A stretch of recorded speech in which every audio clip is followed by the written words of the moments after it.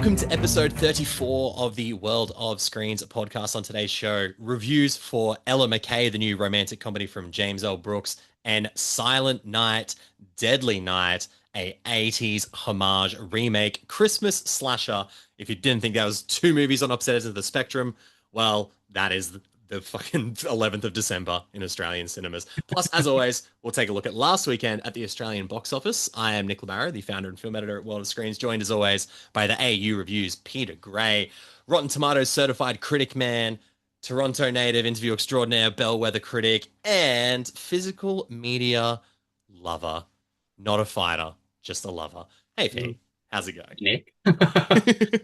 I am a lover. And I was speaking to an actor the other week, and he was like, I'm noticing the movies back there, and I'm like, yeah, we just had a conversation about it, and it's so interesting, and I think you can attest to this as well. Pretty much every actor or director that we have spoken to that properly notices our backgrounds, you can see it like sparks like joy in them. Like they genuinely love the fact that there's at least two people in the world that are still very much like two people that they're talking to that have cinema a history preserved on their shelves. Yes. Yeah.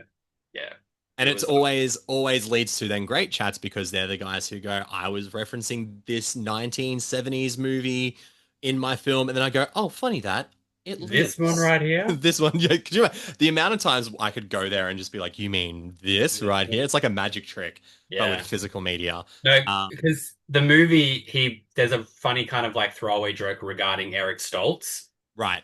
And I sort of asked him like, oh yeah, is there an actor that similarly is kind of like not particularly well known, but has been in a lot of stuff sort of thing, like kind of that Eric Stoltz thing. And then that led on to like all these like character actors. And then he was just like, hey, he's like, I really want to know. He's like, you seem like someone who like loves movies. He's like, I need to know he's like, what's your favorite movie? And then I was like, okay, well, and then that got onto a conversation. Have you heard of Michelle Pfeiffer? Yeah. Well, it got onto that. And then I said like, and because of Batman Returns and Michelle Pfeiffer, I was like, that then led me to watch Scarface and like all of these other films. And then as I was saying it, I realized I was wearing a Grease 2 shirt, and he was like, wait, he's like, does that say Michelle Pfeiffer on your shirt? And I was like, oh my God, that was not like an intentional thing. Not planned, But I was like, dude, you can barely, like, it was like, you could just see it. But he was like, I'm clocking in. I was like, this is great. So that turned out to be a really, really fun interview. So yeah. That was just my whole thing about physical media makes people very, very, very, very happy. It sparks joy. And, yes, it's who knows what the future will hold for it in the realm of a post-acquisition world, but yes. I mean, we are now living in the post-Netflix Warner Brothers announcement, but as reactionary as we all were on the day, a lot more has come out since then. Yeah, hopefully leaning towards the fact that this thing may never happen. Yeah, so, it is now that we have our fingers crossed. It is now the sale might not go through. There's now Paramount are like, we are going to offer aggressive bidding, $30 billion more. Yep. And then it was Netflix turning back around, basically saying like, we will not change the Warner Brothers structure, and we actually do want to keep that as a whole. Theatrical. There's certain things we want to honor. There's certain things we want to change. It's like, you know what? If that's what happens, if you just keep streaming and you keep Warner Brothers, that's fine. Like that's what everybody wants, basically. You just what we would like is movies that are released on Netflix. You can also put those cinemas, on disc and cinema as well. Yeah. So, but you know, at least we know we're getting Frankenstein, which is very true. That is very true. So we will see what the future holds. And that'll be honestly the way that I watch that movie again. On disc, yeah. That is my stance. I will watch that movie again. That is my Netflix protest. On like a 4K disc, the way that God intended. God being, I mean, Guillermo del Toro. I'm glad we were on the same wavelength there. Oh God. Well, look, we have two reviews for today. Both that one that will come to disc in Australia, one that we will have to source from overseas, unfortunately, because the company releasing it ceased physical media in Well, we don't. Australia. Will we get it? You'll have to watch the review to find out. Before we get into those, housekeeping as always, if you're listening to us on Spotify and Apple Podcasts or your preferred podcasting platform of choice, we thank you. Make sure you subscribe and download the episodes. It gets us more into the algorithm. While we're subscribing, head to YouTube. Subscribe there if you're watching us. Make sure you leave a like and a comment. We appreciate all your support there. Worldofscreens.com. Jump on the emailing list. You will get a weekly roundup of all of our reviews. You'll be the first to know when giveaways are happening. A couple of giveaways about the. I'll say this one because it'll be out. Anaconda. We're giving tickets away to Anaconda. We're giving tickets away to The Housemaid. Some of the biggest movies coming out over the next few weeks. You have a chance to go see free. And the only way to know if you won is if you subscribe to worldofscreens.com and Instagram at World of Screens. All your support is incredibly helpful. Look, I think we should start on a positive note. I'm feeling good. The Netflix Warner Brothers stuff shook us a little bit, but I'm feeling optimistic. I'm feeling jovial. And there's a time of year where I feel the most happy, Pete, and that's Christmas. So what better way to start than with the slasher Christmas film full of blood, gore, and guts, Silent Night, Deadly Night. At Christmas time, I can see evil. I slipped from Billy into something else. So you're crazy. I'm gonna figure out what's going on in there. Yeah, no idea. A child witnesses his parents' murder by a man in a Santa suit. That's real. Years later, as an adult, he dons the Santa costume himself and embarks on a violent quest for retribution against those responsible for the traumatic event from his childhood. So this is a slasher Christmas film written and directed by Mike P. Nelson, who we both had the opportunity to interview a review on NovaStream Network for those interviews.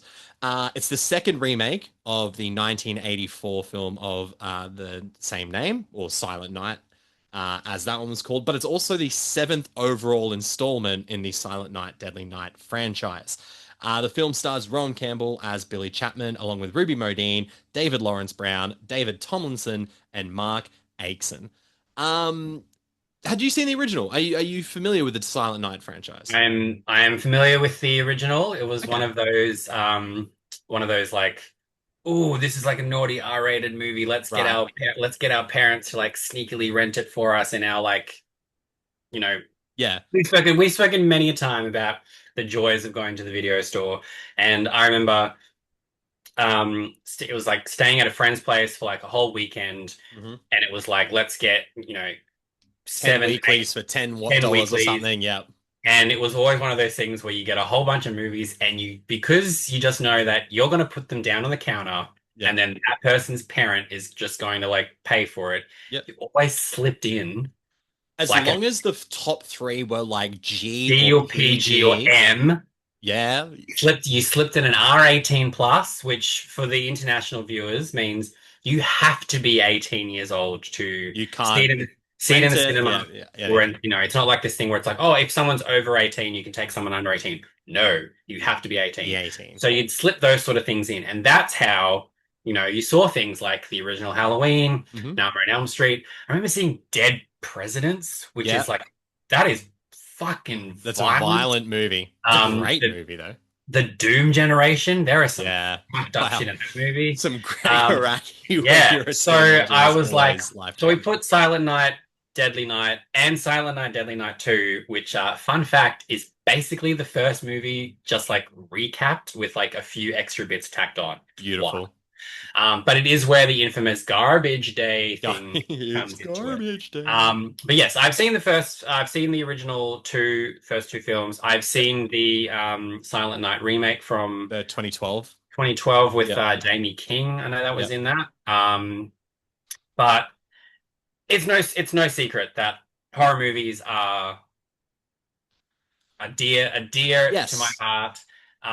And Christmas horror movies, I love them. We need We more need of more them. of them. I can We probably need there's way only more of like them. a handful that I can sort Yeah. of think of, and three of them are Black Christmas.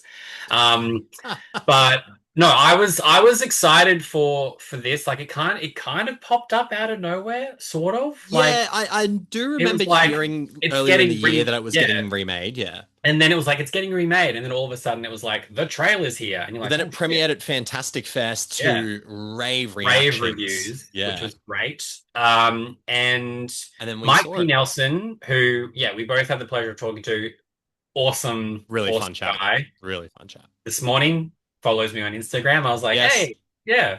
Um, he remade Wrong Turn he did, which we in both what, enjoyed as well. 2021, I 2021, I believe. think. Yeah. So the 2003 Wrong Turn is one of my favorite horror movies. It is Mm, just a stupid cannibalistic horror film. It's great. mm. He remade that into like he completely retooled that The story. whole idea of it. Yeah, yeah, yeah. He and he does that with Silent Night, Deadly Night. He Very understands much that so. when you remake something, you can take like the essence of it, but you can actually make a fully different story. Almost like an original film to an Yeah, so extent. he's Yeah. very much reimagined what Silent Night, Deadly Night is, and I think the route that he goes on is really quite fascinating. Agreed. The fact that he makes it like a weird like romance movie actually Yeah, kind of works it because does. Billy, I'm like, he's not necessarily a quote unquote villain. He's not a Like bad he's guy, but he's doing bad things, but doing it for like the right reasons, the which comparison I've seen and the one that I agree with to an extent is like there's a Dexter about him. Like yeah, yeah, he's a bad guy who does bad things to bad people, people but and he's like not like a villain, so to yeah, say. like basically 10 months out of the year or 11 months out of the year, He's nothing's he's a going normal wrong. he's a normal In all guy. honesty, it's like a couple of days because it's all in the lead up to To Christmas Christmas, yeah. that the demonic-esque voice in his head, Yeah. which we won't spoil too much about, but there is a literal voice that you hear Yeah, in the there's film someone guiding him to kill. to his actions, Yeah. and when he tries to fight it, the voice is like, You got why? You know what you need to do. and he's also the voice is kind of like, I can kind of just like turn you off and I'll Yeah. just do this myself. Yeah, like I we can may say, as yeah, well like work. I can There's a essentially, venom yeah, about it. yeah, like essentially, I was like, I can possess you to kill this person, but Yes. I would prefer it if you wanted to do it too, basically. Yeah, he's like, let's have fun together. And they do some killing in this film. There are some really cool, there are some great kills that are like brutal in the horror sense. Yeah. There is a fantastic set piece that is like the epitome of like fun horror. It's so over the top. It's And set to this rock and roll, like this rocking song, and he's killing Nazis. So Yeah. it's great. It's a I was gonna true say win. he's killing people that you're like, oh, you 100% Deserve to die. this. But yeah, like it's because it's like the original film really cops like was very controversial because it was like, oh my God, it's Santa A serial killing killer people. dressed Like, as Santa, well, yeah. and it's like, yeah, it's not Santa Claus. It's like No. someone dressing up as Santa. That's still obviously But very it's controversial. that iconography of like the jolly Yeah. red man. Yeah, yeah, yeah. Yeah. So I like that this film is like, again, it's like someone getting dressed up, but it's not them getting dressed up just to kill people for the sake of it. Like this No. one, there's like it's weird to say there's a reason behind it. Like obviously Well, we're there's not a like lot more we're not like humanity. endorsing murder, No, but there's a which is funny humanity because behind it, right? Like, yeah, like that's the thing. At the end of the day, like the opening scene is kind of like the traumatic event that happens to Billy, yeah. and it's And then when super that fucking starts violent, revealing itself more and more, you're like, this is horrific. horrific. But it's so like in a narrative sense, Mike P. Nelson has fucking killed that. Yeah. The way he Oh, reveals information throughout yeah, the yeah, film. because yeah. And obviously, like, you know, when it comes to Christmas horror films, like it feels like Terrifier 3 is kind of now taken over the mantle of like how fucked up can Christmas horror be? Yeah. So I like that this This is kind of like embodied the fact that it's also a Christmas film. Like Terrifier 3 is a slasher film set at Christmas. Yeah, this is a Christmas film that has slasher stuff in it. Yeah. And one of the really big surprising things is the fact that, you know, Mike P. Nelson was like, I wanted to make a love story. Which he does. And him being in the horror field is like, I'll make a love story within the horror realm, within this Christmas story. And he really, like, you really care about Billy and Pam's relationship. I put my review up on Water Screens yesterday at the time of recording. It'll be a couple of days ago. But like, there was one of the things I highlighted. I was like, there is a surprising amount of heart in this, and not just even in the romance sense, but like the moral conflict that Billy has, who's played by Rowan Campbell, which this is a very interesting like role that he plays, because you think to like how he was kind of introduced to the world in Halloween Ends, and that same sort of moralistic dual performance where he kind of takes on the shape to an extent. Yeah. There is an element of that here. There is just a lot more, it's a lot less like subtle, you know. Yeah. The way I think Halloween Ends didn't do it well. This is kind of a bit more in your face about like, he's like, I don't want to do this. And he's like, how he has to move from town to town. He has formed no relationships, so he's super socially awkward. But then he meets this one girl, and this one girl can change everything. And it brings a spark in him that is now the first thing in 20, 30 years of his life that is battling with the voice in his head. Yeah. It's kind of really sweet. And it also kind of works too. And it works because, you know, she will say she has a fieriness to she her. has I think an anger issue is what you call it. Yeah. So when she kind of says some funny shit because of it. Yeah, and like she you know, like her little brother gets sort of like bullied, so she decides to like basically beat up the bullies. Yes. And it's like she's like, oh my God, am I a bad person? It just froze on like the worst image of me. It didn't freeze on my end, so you're okay. So that'll look weird in post. No, yeah, she's like, am I a bad person? And I like that he's like, I can attest you are not a bad person. Like he's like, you having an anger issue and you sticking up for your little brother by beating these people up. He's like, that is the most. You're okay. That is the tiniest spectrum on what he. See, because there's this sort of like the supernatural element is that he essentially, when he looks at people, he can sort of see what they've done. It's like this. It's like this supernatural naughty or nice list almost. Yeah, essentially. Cool, And it's like, and it might sound kind of like ridiculous, but it really, really works. It does. The tone of this film manages to balance like black comedy, slasher horror, and like supernatural with romance in it as well. It all really without works. Sacrificing elements of either one. Like it blends really nicely. But I think like people who are going to watch this are horror fans. Like you are not going to just get the Christmas crowd to be like, oh, I'll give it a go. Like this is for B-movie horror fans. Yeah. It elevates itself past B-movie status. I would 100% agree. Oh, like the That's acting, the marketing, right? The acting straight up is like, oh, this is, you guys are really giving it like genuine performances. But there's no people who are like, oh, it's not like it's being advertised as a Christmas movie and it'll surprise you with violence. Like it's very much showing you this is a Christmas horror movie. But Mike Pena also knows that, which is cool. Yeah. And then he leans into some over the top violence and some things that happen that are really corny, and it kind of, especially when we get to the end and the last sort of 15 minutes, I think is fucking brilliant. I love the ending of this film, and it's ridiculous and it's over the top, and it does something that may lead to future, like we might get Silent Night, to Deadly Night. You know what I mean? The really oddly bittersweet ending of this is like I was like, that's actually kind of nice, but like sad at the same time. And yeah, for sure. But as you were saying, like the cheat, like the little bit of cheat, like, you know, we'll just say a character gets decapitated in a very amusing way. Very amusing way, yeah. But then like one of the follow-up lines is when like the police are asking about like, oh, have you met this person? And he's like, off the top of my head, I can't think of it. And I was like, oh, the top of my head, like it's very knowingly funny. It's very self-aware. And the Nazi killing scene is set to a song called Sleigh Rider, but it's SLAY, which is great as well. Like it's just these really on the nose sort of elements. I don't feel like I've watched a movie this year that balances all these different tones so well. Like I when I was saying that, I was thinking something like Sinners, but Sinners is a pretty consistently toned film. It just starts as one movie and becomes another movie. Yeah, yeah. Whereas I feel like this blends the tones so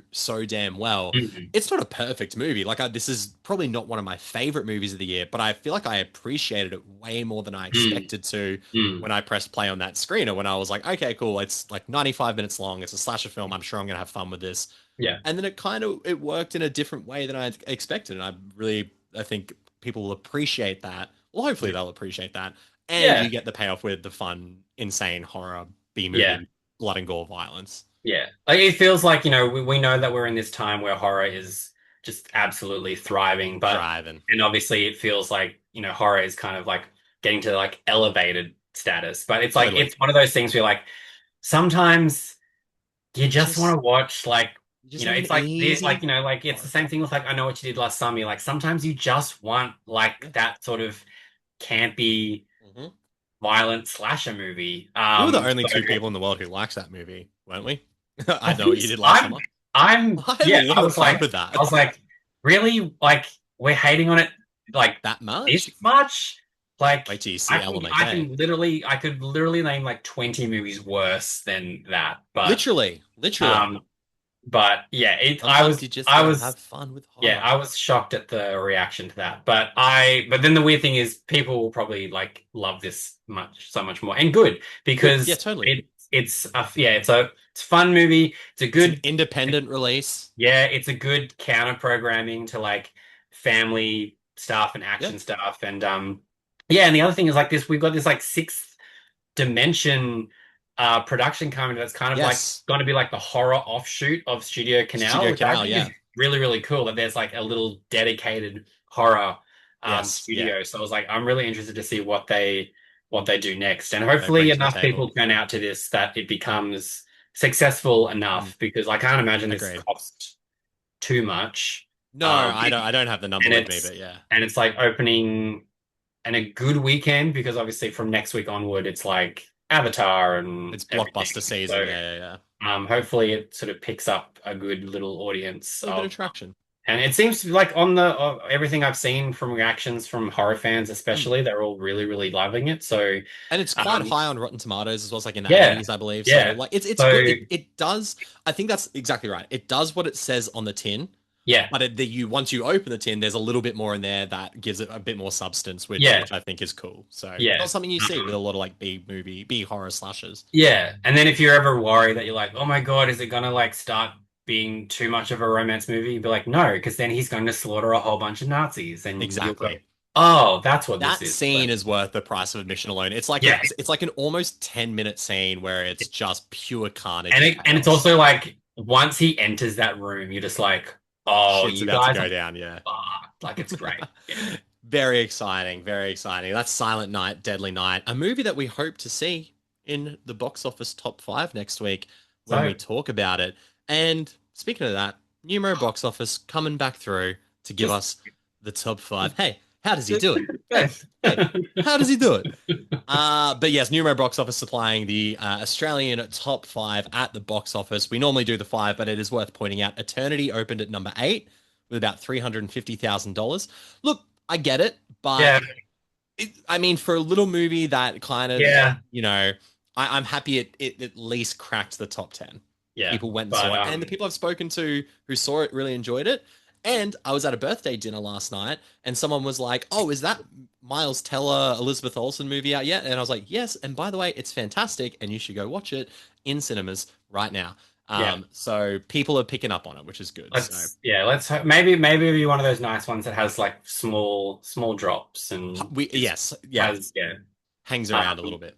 And maybe or maybe all the lovers at Christmas like feel like, hey, let's get all like loved up and go to the movies, and we don't want to watch Avatar or Giant Snakes or Sydney Sweeney or horror movies. So let's go see Watch Eternity. Let's go see a very nice rom-com. Yeah. But at number 5, and I am very happy about this and almost a little bit shocked as well, but maybe it's the power of Rusty in Australia. Nuremberg at number 5, $650,000. That, you know what? Actually surprises me, because I feel like that movie is like not really on a lot of people's radar. No one's talking about it. Yeah, which In is our circle anyway. yeah, So which is annoying because very, it's because it's a great. great It's movie. fucking But you know brilliant. what? Yeah. It that makes me very happy. Very That it's happy. like top five, $600,000, nothing to snort at. No, So it's good. hey, thank you, old people who probably went to see that movie. Amen to that. The World of Screens TV editor, Josh Barry, he's on holiday in the UK at the moment, went to a small, like a I old saw school family I cinema saw in it where he said it was like it's like spelt like kinema. it's I spelled was like, with a K, so yeah. cool. Yeah. But he watched it and he loved it, gave it four That stars. looked very, very remote, that cinema. Yeah, I was like, how did you find that? And I'm First of like, all, I was like, that's like that to me is like the open. That's like a horror movie thing where you just be like, yeah, we've come all the way out here to watch, and it's like there's yeah, nothing else there. Like, there's not, yeah. but I love that I love that there's they're playing Nuremberg. they're playing Nuremberg, but there's like little tiny theaters like that are Yes. still like existing. Yeah. And they're playing new stuff. And I on the other side of I the saw movies, Wake Up Dead Man and as it's called in the UK, Zootropolis 2 on the posters there. So they're playing the big ones, but they're getting new stuff. Nuremberg's getting a shout out too. So number 5 on at the Australian box office. Number 4, he comes around once a year and just makes an absolute fucking impact at the box office. Andre Rieur's 2025 Christmas concert, which is always live streamed to every gold class cinema at Event Cinemas, from what I remember. He has a chokehold on people. He does. So it only made $600 more than Nuremberg, so another $654,000. That's like 30 tickets. Literally, like for expensive gold class, yeah. Like yeah. I like to imagine it was just double feature day for the oldies, and they did Nuremberg and Andre Rieur's concert back to back. Which, you know what? Given what you kind of have to go through in Nuremberg, you'd be like, let's decompress. Let's lighten up with a bit of Andre. I was like, no, I was about to say with a blind musician, but that's Andrea Bocelli. Andre Rieu he can see. Andre Rieu is just the guy who's cracked the code of cinematic releases of his concerts. Yeah. I've never seen one, but I'm aware of it. I'm aware of it. I don't plan on it. To, but you know what? In this time when going back to the Netflix thing, when the CEO of Netflix is saying people don't want to go to the movies, you're like, then explain to me how $600,000 was spent on watching a concert that you could just watch like you could watch at home. Yeah. So shut up, Ted. Well, Ted will have some explaining to do with these next 3 because it was a box office fucking bonanza for the top 3. So Wicked for Good at number 3 still made $2.5 million. It has, from what I understand, though, this one has dropped off a lot more than Wicked. The first, yes, yeah. And I think that's just indicative of like audience reaction to it. This one was far less beloved than the first one. It is a different movie tonally. We spoke about it in and I think it was. I mean, it was a very front-loaded movie, which we kind of expected. But at the same time, 3 weeks in, and it's still making like $2 million. So it's like it's not like it's doing bad. It's just I know Wicked seemed to hang around like for a lot longer. Yeah. Number 2, Five Nights at Freddy's 2 made $3.8 million. Pretty good considering what we thought of the film, but the fans come out to play. That's it. Goes to show that what do we know? What the fuck but also we are also in the majority when it comes to the critic score because this thing was like 12% the last. Oh yeah, we both gave it very negative reviews. And you know the other 2 people that were in our screening, they did not like it either. I haven't seen any like. Okay, so I've seen some discourse though of people who've gone like, I went and saw it and I hated it, but there was like people in the crowd. Anytime the smallest thing would happen on screen, they're like, "Oh, I know that." It's made for the fans.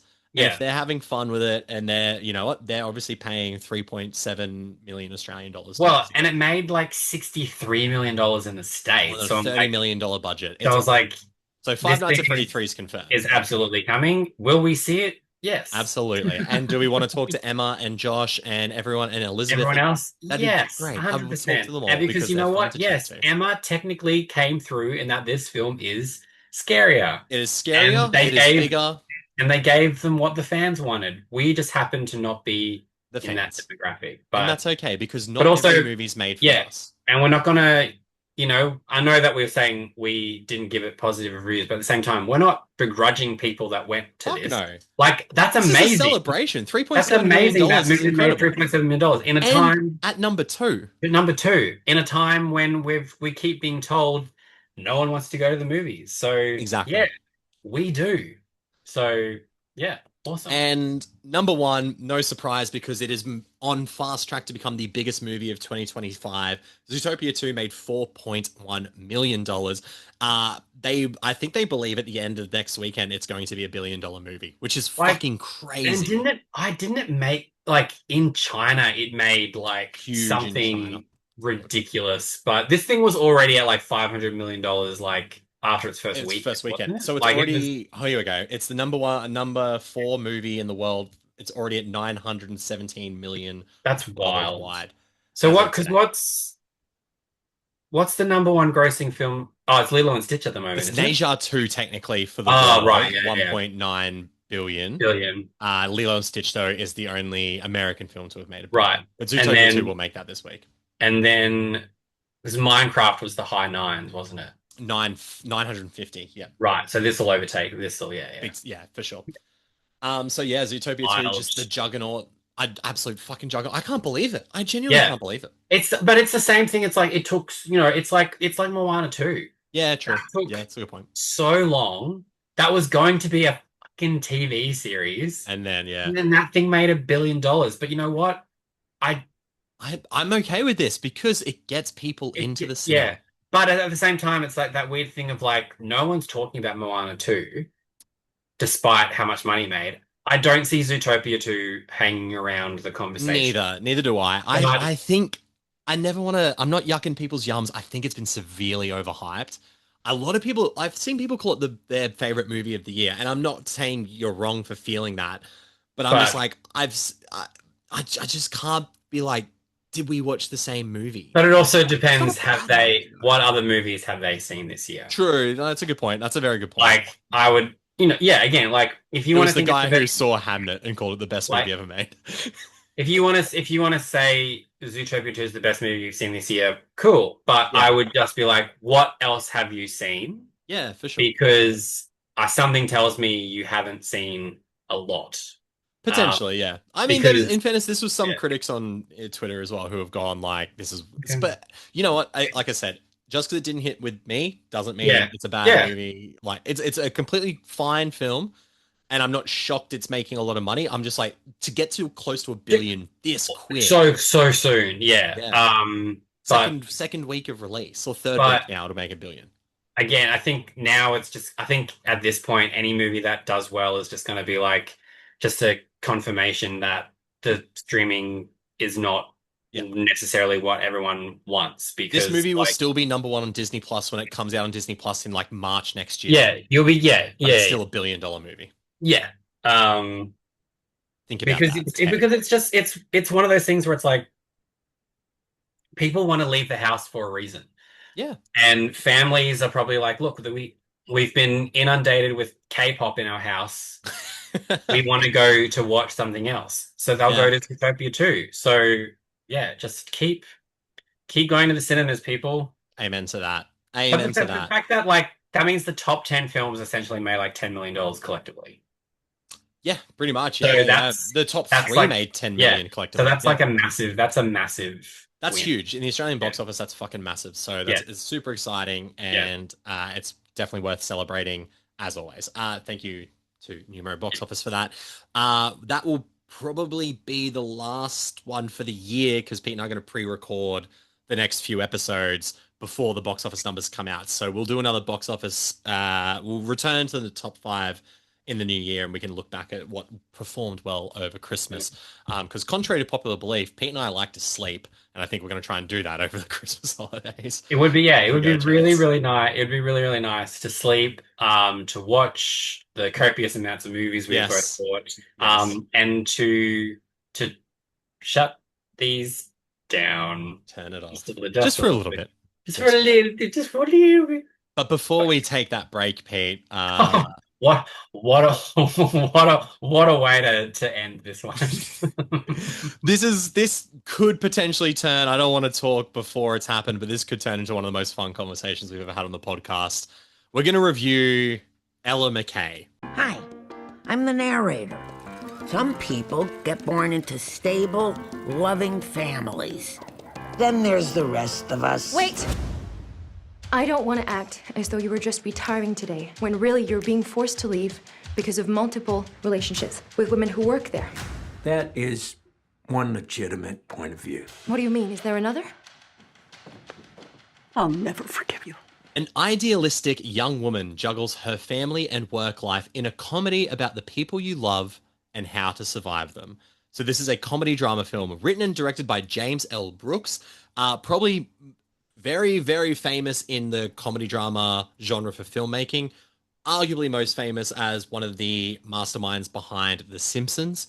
Mm-hmm. The film Ella McCay stars Emma Mackey, Jamie Lee Curtis, Jack Loudon, Kamal Nanjiani, Ayo Edebiri, Julie Kavanagh, Spike Fern, Rebecca Hall, Albert Brooks, and Woody Harrelson. James L. Brooks, brilliant. He's brilliant. He as good as it gets. Broadcast news. I'm not even thinking of some off the top of my head right now, but like let's just say Terms of Endearment. Terms of Endearment, where he won. Yes. Best screenplay, yeah. Best director, yeah, and best. I believe we got. I believe he won best film, yeah. Yeah. So as good as it get. I'll do anything. Broadcast news, The Simpsons, like Spanglish. Yes, Spanglish, of course. He's someone who we should feel very confident in. For sure. Yeah. And he makes film that sort of exist in a James L. Brooks world. Yeah. All of his films are all set in real places, real people, like that sort of thing, but they do live in this heightened James L. Brooks universe that feel like, not to sound like Harry Styles as always, but it feels like a movie. And that's the cool part. I think like when I'm watching a James L. Brooks film or a James L. Brooks show, I understand there's this heightened sense of reality that I can get immersed in while still exploring grounded themes and real human emotion and things like that. So, I mean, the man, you could cut a blank check and be like, make whatever you want, because 9 times out of 10, maybe in the case of Ella McCay, 8 times out of 10, you're going to fucking make a banger. I haven't seen How Do You Know, which is the last feature film he worked on, which is also the last feature film that Jack Nicholson was in. Yeah. But I've heard it's fucking terrible. Yeah, so the last time I saw How Do You Know was in the cinemas in 2010. 15 years ago. Yeah. I have had no desire to revisit it. Sure. But I remember watching it just being like, this is weird. This is a bit bizarre. It's tonally doesn't know what it wants to be. The performances didn't feel quite right. I don't know how you got Owen Wilson, Paul Rudd, Jack Nicholson, and Reese Witherspoon in this film. Basically, by name, because they wanted to work with James L. Brooks, right? Basically, all of those thoughts that I had for How Do You Know were amplified with Ella McCay. So it's worth noting we saw reactions to Ella McCay before our screening, and our screening came in super last minute. We found it like 3 days before. They're like, hey, we're going to show it on a Saturday morning at 9 a.m. And we were like, that's weird. Which is a rarity for a non-kids film. And were we the only critics there? Mm-hmm. Yeah. Okay. So that's worth pointing out too. We were in a room of middle-aged women, middle-aged to senior age women who got served croissants and mimosas at 9 a.m. Who should have been the target audience for this. Oh, yeah. But the silence was deafening in this. Every now and then there would be a little bit of a chuckle at something. And there was some lines that got me. Usually at what Jamie Lee Curtis said. Yeah, admittedly, there was a couple of lines that we were like, huh, okay. That's a funny line, yeah. But this is, and Nick and I both had giggles about this, and Phoebe, all three of us. And I say this with the utmost respect. I don't want this to be taken as like I'm ripping on certain people with um on the spectrum. I'm going to say it. Everybody in this movie Yeah. acts as if they have autism. Yeah, so this is interesting because we both turned to each other and we were like, this is some of the most weird, bizarre performances Yeah. I've seen this year, maybe in the last decade. Nobody is acting as if they're in the same film. No, Like no. it's really and it's just like There is such a disconnect. Like Yeah. there is like everyone's acting outside, like they are outside of their bodies, and the bodies Yeah. are just going through the motions of It's like whatever the fucking script is telling them to do. And it's almost in some ways, it's like James L. Brooks has gone, can you act for it's like in terms of like theater production, it's almost like he's just gone, can you play to the very people in the far Play row? to the back. Play Like to the just back. do big, do Because loud, do like yeah. Jamie Lee Curtis, and she like, you know, she's already a controversial figure to many, many people. Sure. She's probably the one that got the biggest reaction out of the crowd because I guess she's got the most like A lot of her stuff is reactionary. yeah. As well. That's why. So she like something weird happens and we're all sitting there going, this is bizarre. And then she goes, what the hell do you mean by that? And then Yeah. she's the one who's a bit crass and a bit crude and Yeah. you know, drops the one F-bomb the PG-13 movie gets. Woody Harrelson honestly had left me with zero impression. Like he's just in this movie for like what 5 minutes or two or three scenes tops, and he's just doing Woody. Yeah. Albert Brooks is fine, I guess. Like this movie made me sad because it made me realize Albert Brooks is getting old. Yeah. There are scenes where he is sitting down. You know what I mean? Like it's a weird role for Kumail Nanjiani to take on because it's not a particularly what is this role? And then him leads to nowhere. Leads nowhere, and then him and his on-screen because he's a police. He's a police officer who is assigned to because Ella McCay is the youngest. She's like an assistant to the governor initially, and then she becomes the youngest governor. Yeah. So he's like her security detail, and he's working with this other security detail guy who then all of a sudden has his own plot line about the fact that he wants overtime to help with his kids. So much shit comes out of nowhere. Ayo Edebri pops up like an hour into it for like probably even longer into the film. Yeah, one scene, and she's admittedly probably the one that acts the most natural, but then her character choices are bizarre. Oh, that whole scene with her and it's Ella McCay's brother who he's trying to rekindle a road. Oh, he is awful. And then but he's awful because the movie's awful. Yeah, and then this is the thing. And there's Emma Mackey. And we haven't even talked about Jack Lowden, who is what the fuck is going on there? I never his choices. The movie does not set him up initially to be like ultimately the antagonist of the film. Yeah, then there's a scene that switches comes out of nowhere. And then it's his mum pulling strings behind the scene. I'm like, what the fuck is going on? This movie is constructed. It's worth pointing out James L. Brooks is a man in his late 80s. Yeah. I've listened to interviews and I'm like, he sounds pretty coherent. He sounds pretty switched on. But I'm also like, is this the movie he was like, this is every idea I've ever had about this and I'm just going to make it. Yeah. And none of it fucking works. Because Emma like, Mackey. Like, I love Emma Mackey. I think she's a great actress. I had the pleasure of speaking to her at TIFF a few years ago. She's just the biggest ball of sunshine. Yeah. She deserves she deserves a big For role. those who don't know, they've probably seen her in Sex Education. Sex Education. She was one of the Barbies. One of the Barbies, of course. Yeah. She was in Emily, which was fantastic. Yeah, I really enjoyed that as well, actually. Frances O'Connor. And look, this has got to be on James L. Brooks because he's the one telling her who Ella McCay is. But my God, this performance is it's too much. It's too, yeah, like it's too much. It's one of those things where like every little reaction is just so it's like soap opera So acting. It's like that thing. there's this Woody Allen type of what's the word? It's not anxiety, or what am I looking for? Neurosis. Neurosis. Yeah, that's really Yeah, neurotic. It's this yeah, Woody Allen very neurotic sort of yeah, performance, and yeah. she explains why sometimes, and that's part of her character. But it's just too much. Our good friend Tim Iflin from Popcorn Podcast, when we put our reactions up, he was like, "Oh my god, it's that bad." And I said, there are scenes in this movie with dialogue that is on the same level as Tommy Wiseau's The Room. There Mm. is interactions where I'm like, this could be The Room. I would double feature Ella McCay and The Room together, and you would just go like, fuck, there's some correlation here.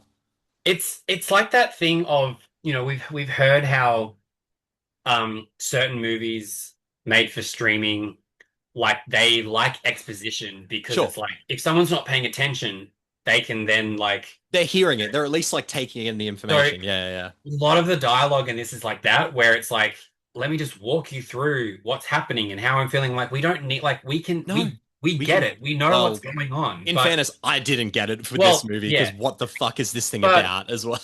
it's just it's so frustrating to watch. It's Yeah. like and then we were like, who is this made for? Who Like, so like you said, we were in what we would probably agree is the target audience. It yeah, was middle-aged to older women who laughed at a couple of the lines, but there was yeah. just a general deadness in the room. And And there was probably about 50 to 60 people in there, and we were just like, this movie is dead and on when arrival. it's a line that we know was meant to get a laugh, Exactly, yeah. And it's made it even. always the lowest hanging fruit of humor Oh, as well. With someone who developed the fucking Simpsons, yeah, you like, kind of expect more. You expect better. but and then like Rebecca Hall is in this for like nothing. Yeah. It was But this just is the thing. This is the way I think about it as well. It's like these people are obviously taking a chance to work with an absolute legend of Hollywood. Yeah, and I get it.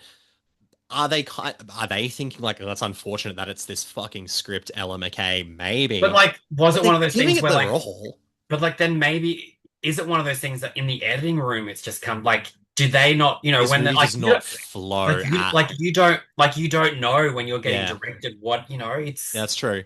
And it's this movie like narratively makes no sense as well. The way it jumps through certain things. It's worth pointing out too that all the stuff with Rebecca Hall is flashbacks because she passes away when Emma Mackey, Ella Mackey,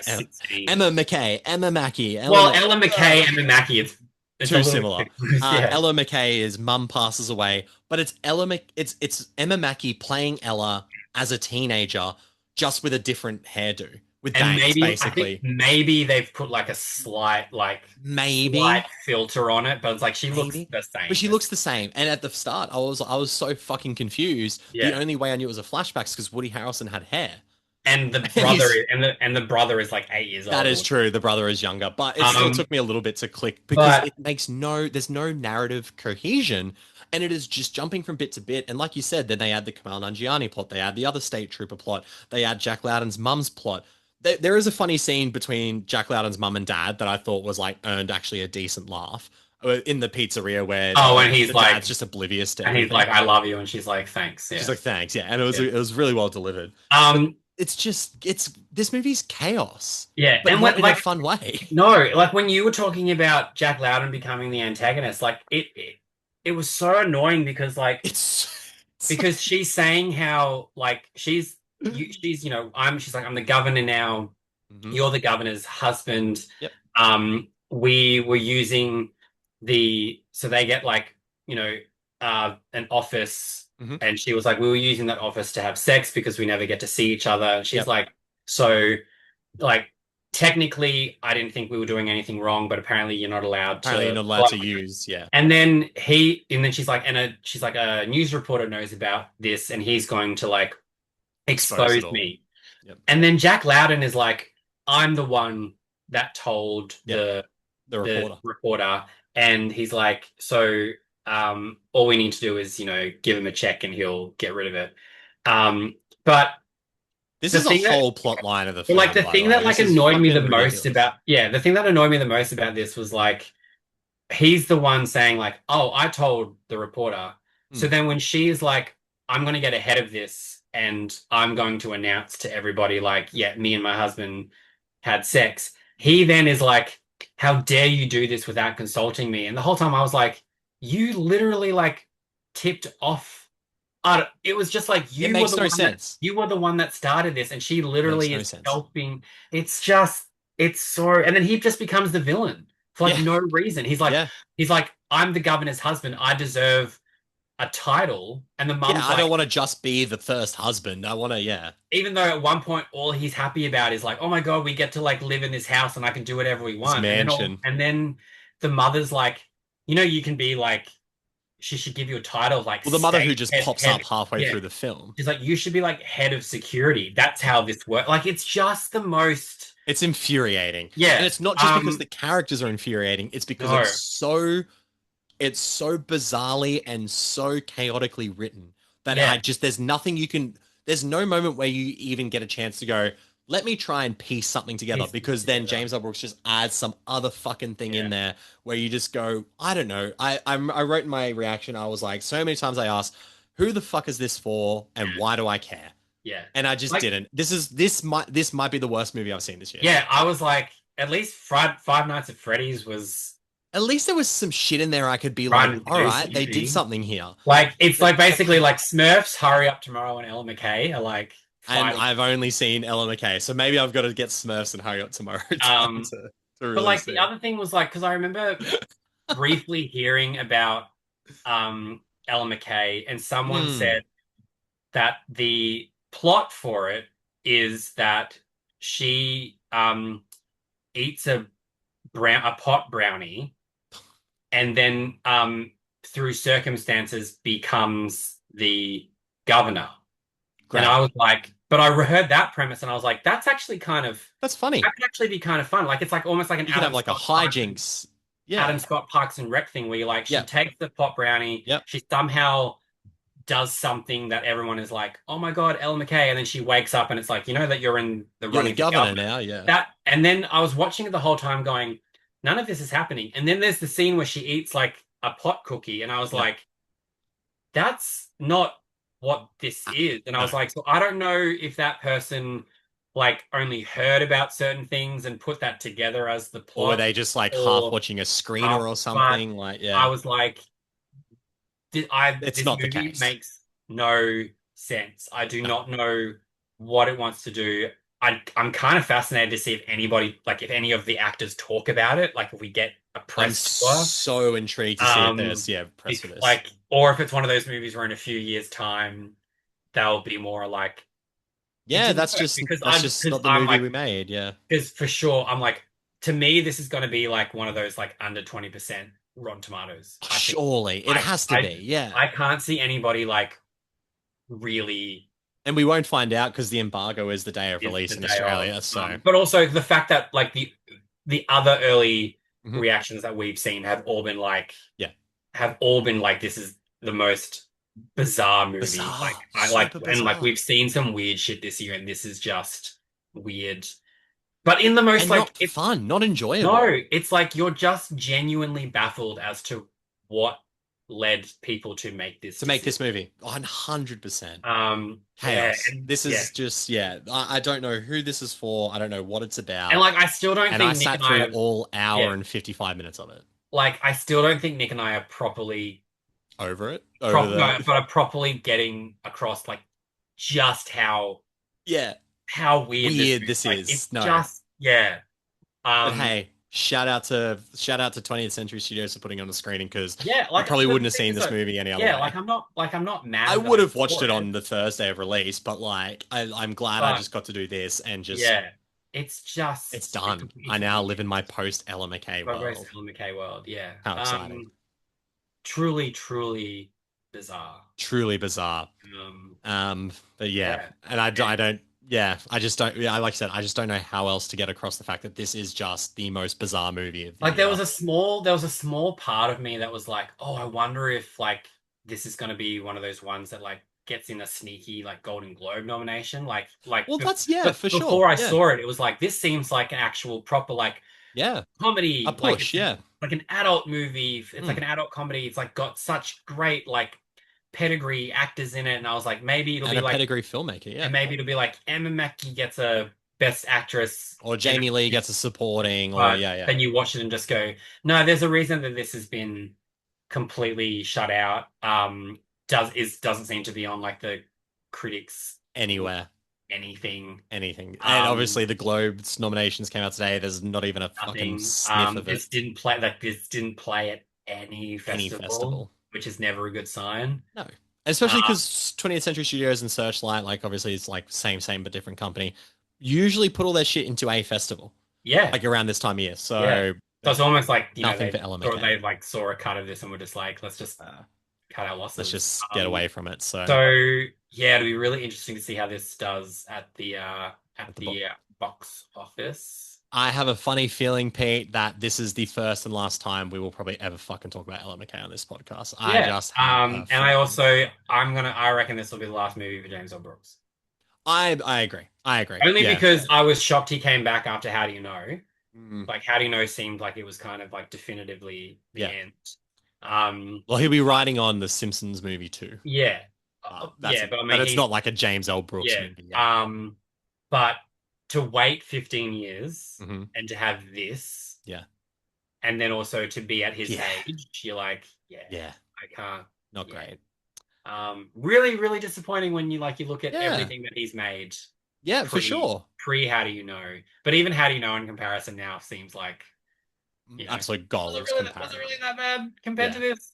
Maybe I'll have to watch it to do a comparison, but I also don't ever want to think about Ellen. No, this is the rest of my life. This is just truly, truly a weird experience. But Nick and I wouldn't have wanted to experience it any other way than we watched it under the best circumstances possible to just for us. be able to comment actively, being like, there, this is bad, right? Where we are experieling this in the same way. We're not like one of it would have been weird if one of us was like, oh, I actually kind of really like it. I'm kind of fucking with it, as I say. Well, that was ELLA MCCAY, and that's another World of Screens podcast coming to a close. Next week on the show, and I realized I said I spoke too soon. We will be doing the box office next week on the show because we still have to do this big old movie that's coming out. So next week we will be chatting The History of Sound, Paul Mescal and Josh O'Connor, romantic drama, and Avatar, Fire and Ash, the third film in James Cameron's trilogy that he spent the last better of 2 decades making. The third / possibly final? We will find out next week on the show. But if you can't wait till then and you want to see more of us on the interwebs, Pete, where can they find you? Instagram and X at RatedPDG. I'm doing some just random shit on TikTok. I don't even know if people like it, but hey, I'm going to talk random things there. The aureview.com, where plenty of reviews and interviews coming up. You just reminded me that I interviewed people for History of Sound, so that did indeed next week. And Rotten Tomatoes, GRAY. And where should they follow you? I was like, I can't think of anything to. No, but ELLA MCCAY has taken our brain cells. Really had. Nick's Flicks Fix on Instagram, X, and Letterboxd and TikTok as well. For Silent Night, Deadly Night, obviously, as we said, we both spoke to Mike P. Nelson. You can find my chat with him at novastream.com.au. A lot of fun. But most importantly, at World of Screens on Instagram and worldofscreens.com. There you'll find all the latest film, TV reviews, news.